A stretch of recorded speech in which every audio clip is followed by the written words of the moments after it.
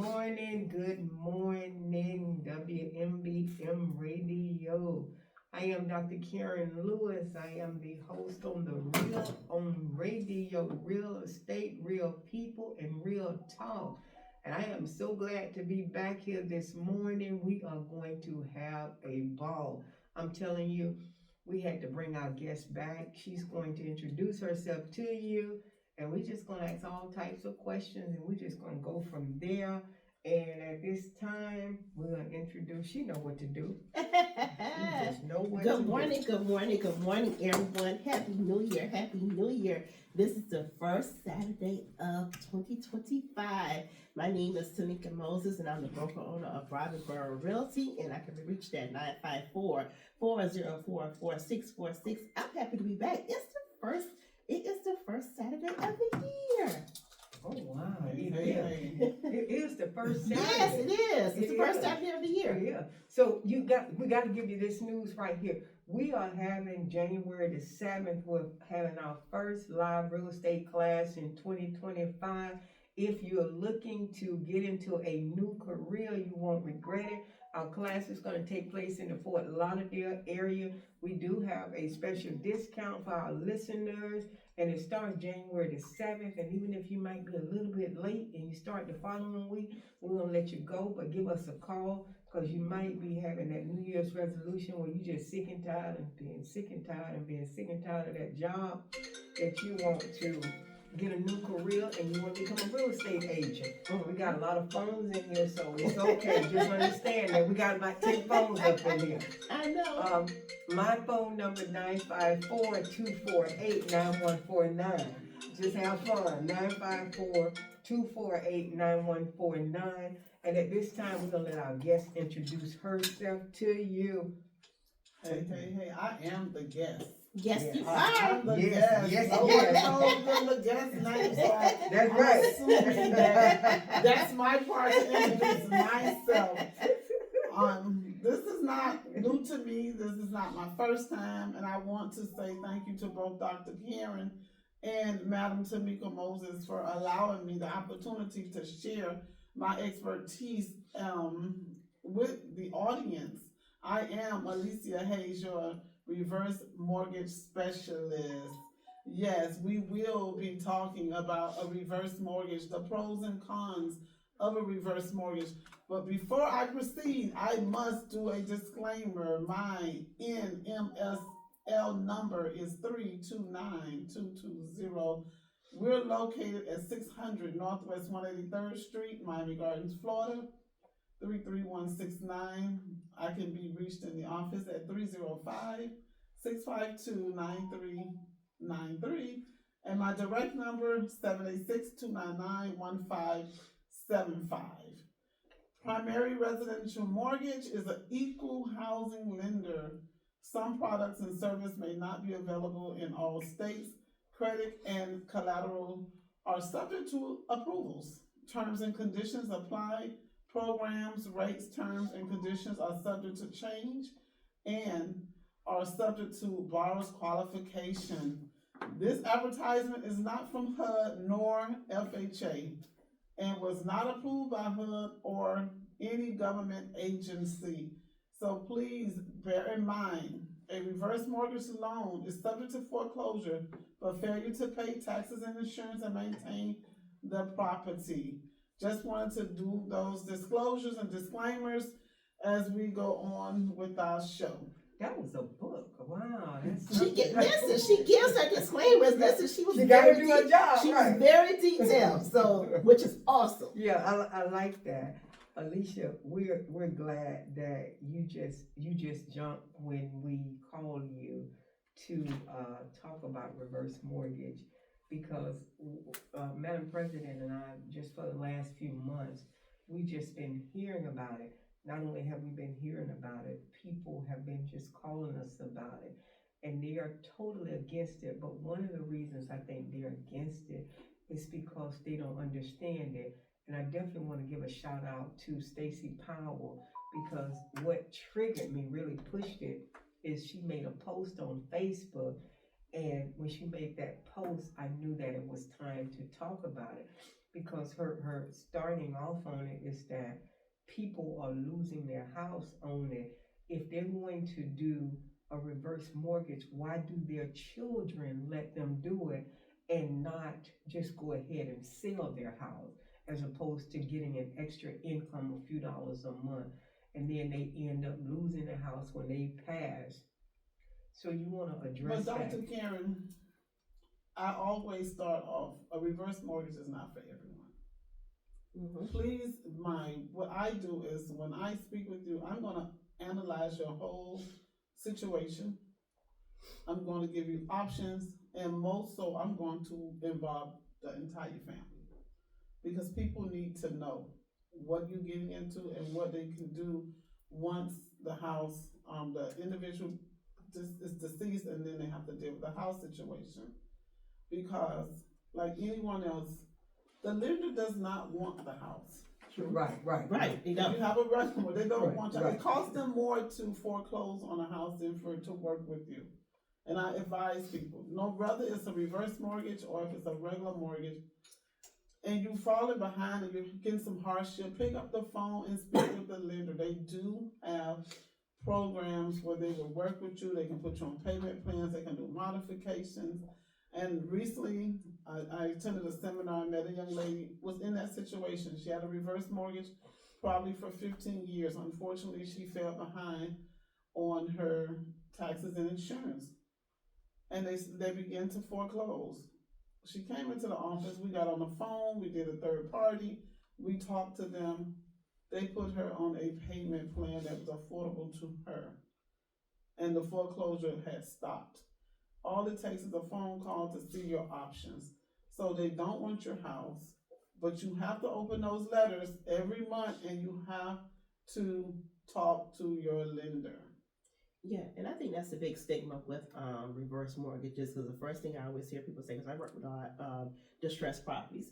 Oh, my parents lost their house because it was a reverse mortgage. Well, did you call the bank? Did you do this? And a lot of people, they don't do it. So when, like you just said, open up the letters. When they call, talk to them. A lot of people don't do that. So they wait till like it's a sale date. Now what do we do next? And most people, they don't. You have a lot of infighting probably with the family, saying I don't want the house, or I want the house, or whatever. So yeah, I think that's a big stigma with the reverse mortgages, especially with the last housing crash from years ago. And people think now, okay, they just targeted the Black community, they just targeted this community, and they want the houses. I'm like, no, it's steps, and which is true. The bank does not want your house, but they're like, that's a headache to them.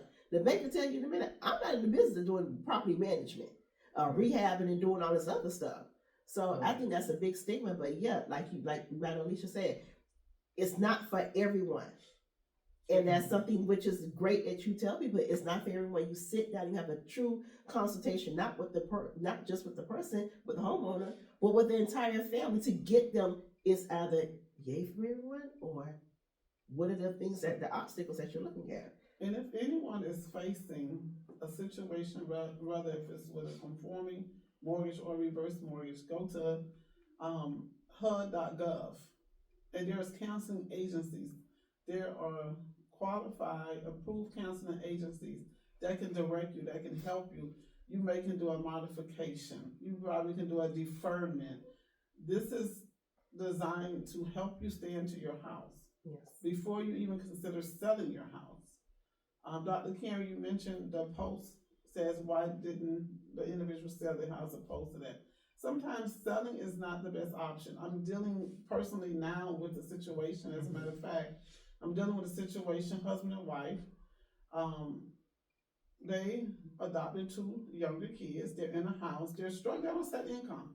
They both get Social Security, and the Social Security is only adding up to about $4,000 a month. They have a current mortgage on the house. The mortgage itself is $1,900 a month. That's 50% of their income. Mm-hmm. And they're struggling every month. Now they're seeing that with the kids, they fell behind a couple of months. They called me about a reverse mortgage. One of the things, and they're talking, and I talked to both of them, and they talking to their family members, and I explained to them, because the husband says to me, why would I do a reverse mortgage? And then the interest is eating up my equity. which makes sense. You want to maintain the equity, but just like it's eating up your equity, your value is also going up. But I had to tell, and I'm just gonna say Mr. Smith, I say Mr. Smith, we have to look at the entire picture. Right now, both you and your wife are really on a budget and you're struggling and now you become behind. If something happens to you, then what happens? Your income goes away. Now your wife cannot afford it. If something happens to her, it's the same thing. But getting a reverse mortgage, two things will allow. One, if something happens to either one of you, get to stay in the house and you don't have to pay anything because their situation is different. HUD has what they call Elisa, L-E-S-A. That's a set aside. They don't have to pay their taxes and insurance, and they're mandating that this particular situation have Elisa because they show lates on their mortgage. They're showing lates on all their credit cards. So instead of to set them up to lose their house because taxes and insurance, they are actually mandatory them to set aside the funds for their taxes and insurance. Yes, they will get less in their pocket, but they don't have to ever worry about taxes, insurance, principal, or interest. You're living in your house and you're getting to keep your $4,000 Social Security to maintain the house and live. He wants more money.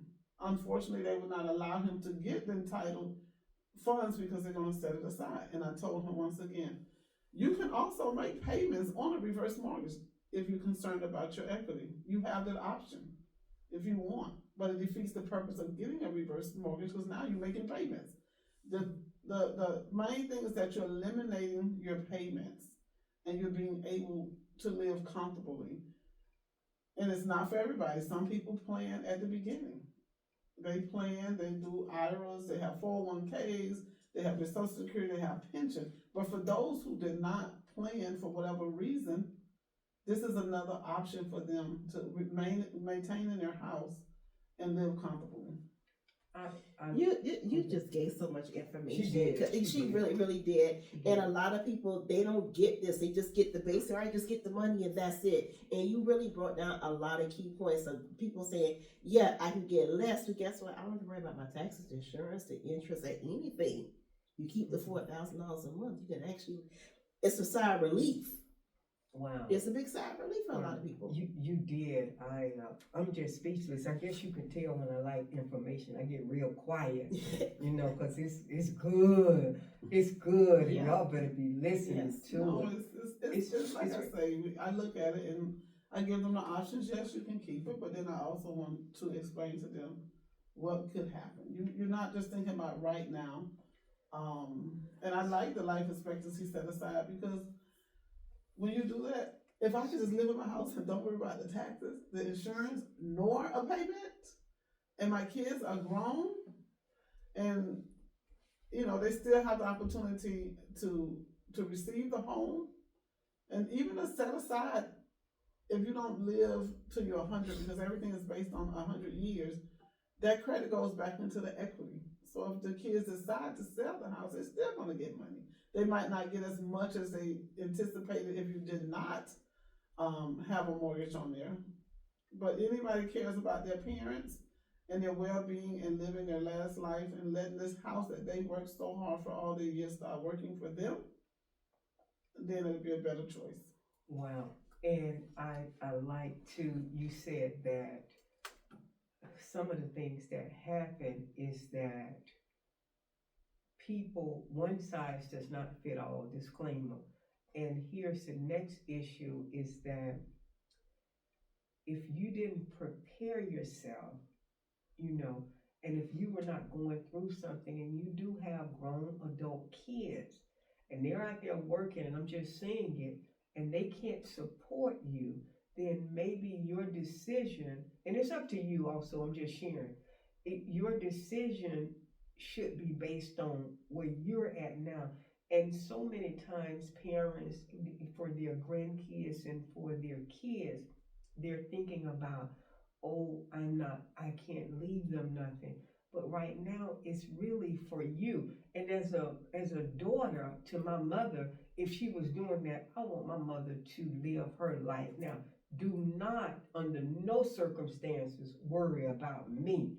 Your life is for you to live and do what you're supposed to do. So if that means that you have to have a reverse mortgage and I can't do anything, then I'm just going to tell you to go ahead and do it. Okay. What I want to address though, so we want to talk about, what makes a person scared. You did say some things because of the interest rate, and you said the interest rate eat up. Now, do you know? I don't know anybody, when it comes to them losing their house. And talk about, I do know one thing: if you have to go to a nursing home, because you have to have that as your primary address, that your primary residence. I'm sorry. So let's talk about that right there, because they're going to eat the interest rate up. But at the end of the day, it's not enough. Or if you did plan at that time, maybe now is the time that you can do some type of planning for your family on what happens on a policy or something, but we're gonna let you discuss that. Okay, some of the cons about that, Dr. Karen, and a reverse mortgage is the fees are very high. That's one of the things that I can tell you, the fees are high. If someone would apply for a regular mortgage, your closing cost fees may run you $4,000, $3,000 to $4,000. But in a reverse mortgage, it may run you $15,000 because they're requiring you to get mortgage insurance premium for that entire, and that can run you $10,000 by itself, just the insurance. So that's a con, and that's also becoming a part of the money that you're borrowing because you're paying that up front. I can tell you. And yes, you have to have that as your primary residence, but you can leave for 6 months and still be entitled. Every year you will get a statement requesting, are you still living in the property? You complete it and you send it off. So you can leave, if you have to go in a nursing home temporarily, as long as you're in that house for at least 6 months and you go another 6 months, you still qualify as your primary residence on a reverse mortgage. You can do that every year? You can do it. Okay. Okay. You asked another question. What was the other question? The other question, I talked about the interest rate, I talked about eating the equity, and I talked about the nursing home. Right. One of the things when you're saying eating the equity, real estate is an investment. When you think of real estate, I don't even, as a realtor, I don't even tell people home ownerships anymore. I say it's an investment because you're investing in yourself, and it's like anything else. When you make an investment, you have your highs and your low peaks. And we have all experienced that over the last 20 years. Real estate is up, they down, but now it's on the rise. Real estate is still going. And I hear people all the time saying, oh, I'm gonna wait till the market crash. Market is not crashing, FYI. No, I'm waiting till the prices go down. Prices are not going down. They might not rapidly go up now, but it's still gonna be stable or going up. As far as interest rates, I was just reading something. Interest rates are probably going down, but they're not going below 6. So you at that pivot thing, and you have to understand, we all have to live somewhere. You're going to be paying a mortgage, whether it's your mortgage or your landlord's mortgage. No matter where you are, you're paying a mortgage. So let's take our parents who back 30, 40 years ago, they really struggled to get their homes. They paid for their homes. They made sure that we had a nice home. Now they're on a fixed income. Let the home work for them. We have to get out there as children, and we have to put ourselves in a position. We can't depend on our parents while they're struggling, while they're looking how they're going to pay the mortgage or how they're going to pay their taxes and insurance. And I have ran across a couple situations where the homeowner came for a reverse mortgage, and once again, if you have children and they're locally and I can talk to them, I pick up the phone, I have a meeting, I met with her kids and herself, and they explained the reverse mortgage. Out of the 7 kids, 4 of them probably was against it. They was like, no, Mom, you never came to us and told us that you were struggling. We will help you. That's fine. And they all said that they made an agreement. We'll give you additional $100 a month to help you. Mhm. Probably on the third month, she was calling me back. She said, they gave it to me the first time. I don't want to have to go. She said, I am going to do the reverse mortgage. And I made sure that I talked to 2 or 3 to make sure, and they understood because, everybody have to pay bills, and we want to help our parents, but we might not be in a position to give them consistently. It's all about planning. And I was never taught how to budget from my mother. I never taught about 401ks and all that because she didn't know. Now our next generation would probably be better because we're teaching them to invest. We're teaching them the importance of having annuities and IRAs and how to, buy stocks. But when you don't know, we want to also let our parents let the house work for them. Wow. Wow. That's excellent. That is excellent. I just like how you just talk to the whole family. Everybody on the same page. It's not one person and say, all right, and that's it. I think it's important because what I hear, and Dr. Karen mentioned it, and I have heard it. Oh, my mom had a reverse mortgage and they took the house. Yep. And here's something too. One of the things is that we make decisions and we're not educated. And not only are we not educated, we listen to somebody where the information has come from somebody, then it's come from somebody, then it's come from somebody, but it comes from a bunch of people, and by the time it gets to me, it's all misconstrued. And so now the information that I've heard it from so many people, I have incorrect information and I take that and run with it. And so the people are immediately scared of it. And I'm gonna say this here, like you just said, Madam Alicia, one size does not fit all under no circumstances. And so you have to do what is best for you. If we didn't properly plan, and whoever it may be, just like you say, the family said, oh no, Mom, don't do a reverse mortgage. Yeah. But then I'll help you monthly. And Mom tried it. And they tried it, but then they realized month 4 or so that they're not able to help her. And then now she still had to end up doing it. Man, I want it all day long. If I don't have to pay no bills, and then I like when you can hold the taxes. Oh my God, taxes and insurance, I don't have to pay nothing. And I had one client that they mandated her to do a set aside. And she was just so happy. She said, I can go to the casino and don't worry about it. That sounds like my mom. Exactly. That sounds like my mom. Because I'm going to always have a roof over my head. I don't have to worry about paying anything. And that was just she was just happy that she can do what she wanted to do with her money and her finances. Because she don't have that anymore. She's allowing the house to work for her. One of the other things I just wanted to talk to you about is how do you qualify for a reverse mortgage? That's good. One, you have to be at least 62 or older. And you got to have equity in your house. And your house needs to be in livable condition. You can't have a bad roof and electrical saying I'm doing a reverse to get those things fixed. That is not what it's designed for. So if you're applying for a reverse mortgage, we have to look at the condition of your house, the equity in your house. And the equity is if you have a current mortgage, the difference between what you owe and what it's worth. That's the equity. That's the funds in between. And as far as the age, the younger you are, the less money that the cash limit that they will allow you to take. Someone who's 62 would get less cash limits than someone who's 82, because everything is based on 100 years, and we're all gonna live at least 100. And even if you live over 100, you're not penalized. You can still live in your house.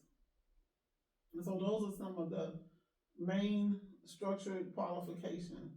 What happens when the person expires, when they die? What happens to the house? A couple things change over the years.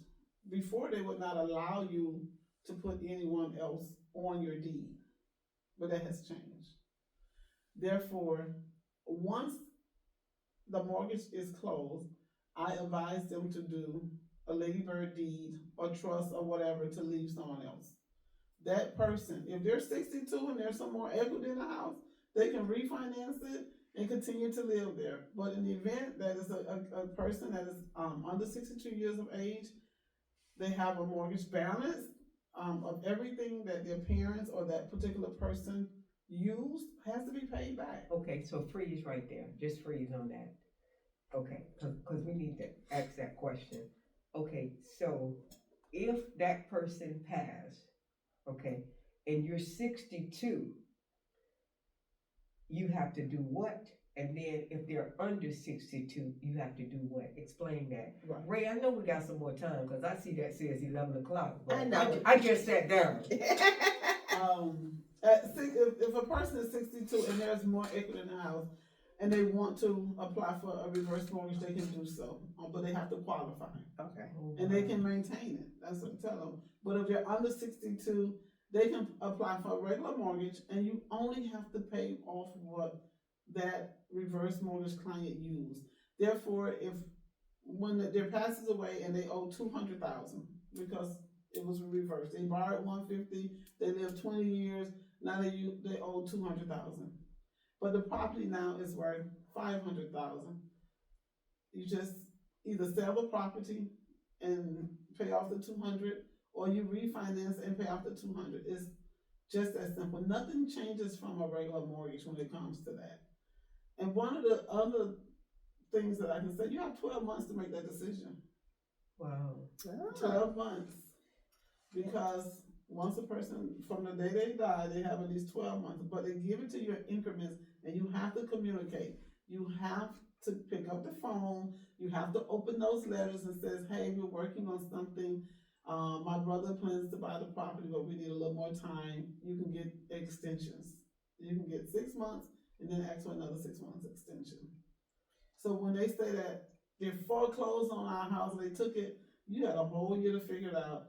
And if you did not have do any estate planning and you die and the property is still in your parents' name and you start to open up probate, you just provide the information we're doing probate, and they will allow you time to go through the probate. But you have 1 year to do so.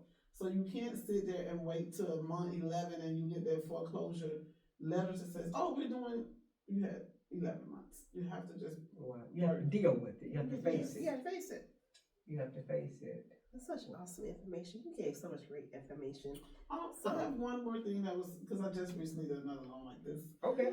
The husband, he is 68. The wife is 52. Mm-hmm. And he was able to do a reverse mortgage. And the wife, as long as you include her as a non-qualifying borrower, because you can't qualify because she's not 62. Yeah. But if you list her on your application, in the event something happened to him, she still gets to live in the house, but she cannot put no money. And he actually set it up where he did. Does she have to pay a note? No, because as long as she's no. Wait, No, say that that is again. exactly. Like, wait, what? Right. As freeze long right as there. her name is on there as a non-borrowing spouse, it has to be put on there. And he agreed. He wanted Lisa. And no probate. And no probate. Love It's it. her. Love it. She gets to stay in there, but she can't pull any additional funds out. But she don't have a mortgage, so she's protected. Wow. And it's just, for me, it's good information. I love the information. Let me ask one question, and we may have to wind it down because I hear Ray. What's that phrase he said last time? It's time to get ready. No, he said, what? Oh, yeah. I forgot it. I know, he said something right there. there. Wrap it up. Right. So I can't see you if you're doing that, okay? Because my glasses are on. So you gotta I'm up say here in the corner. I'm up here in the corner, so I can't see you. So, okay. So at 62 or 65 or whatever, let's say between 62 and 65, what value, what percentage can you take out if you have 75% equity, 50%? Can you give us a number? And That I cannot give you a there's direct a number because there's a system that we there's a use, system. And it depends on the current interest rates and the Okay. margins and Okay, the age. It goes by that, but I can tell you it's averaging right now about 40%. okay, They okay. give me about 40%. I know a couple of years ago you were getting like 60%. Right, Yeah, right. So 50%. So it depends. It depends on the margins and the interest rate and the index. Right, Okay. right, I like that. Okay, you gotta give out your information. Please give us your My information. information again is Alicia Hayes, and I need to learn my NMS number because that's important. I have to include that in all of my advertisement.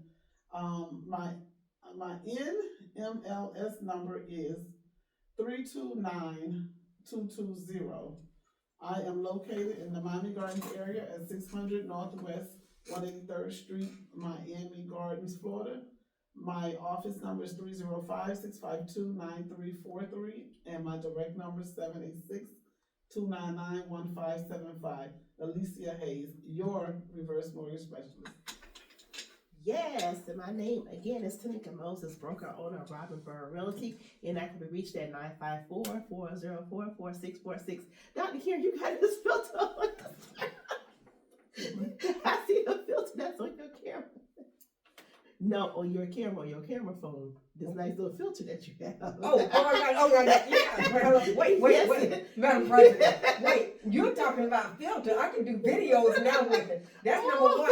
I believe probably in about 3 months, I'm not gonna have to buy any more clothes. Uh-oh. I'm telling you, for real.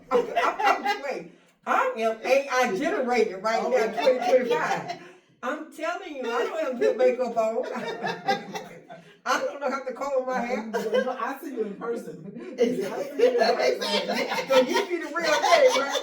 I might have to put it on every now and then, but No, this is a great show. Thank you so much, Madam Alicia. If you all are looking for a reverse mortgage, please call her. She is a specialist. Please call her. Please, please, please. It was a great show. And one lady, one of my good clients, and she actually called me yesterday and wanted to do a show. We're gonna do our session in the library and talk about reverse mortgage. Alicia is definitely my go-to person talking about reverse mortgage and helping my clients with that area. So, if you all are interested in hearing more about it or asking questions, you have her number, Madam Tamika's number, and my number, 954-248-9149. Again, I am Dr. Karen. Thank you all so much for joining us on the Real on Radio. Real People, we are talking real estate, and we're here every first and third Saturday at 10:30. And we want to wish you all a happy, happy new year and be blessed. And we are signing off with that. Thank you.